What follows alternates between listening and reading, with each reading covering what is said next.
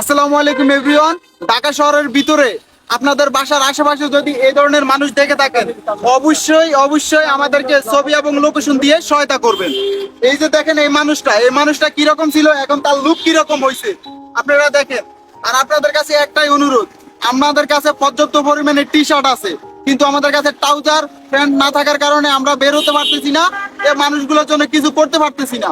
সামর্থ্যবান মানুষগুলো যদি আমাদেরকে কিছু ট্রাউজার দিয়ে হেল্প করেন, তাহলে আমরা মানুষগুলোর জন্য কিছু করতে পারবো, আমরা বের হতে পারবো।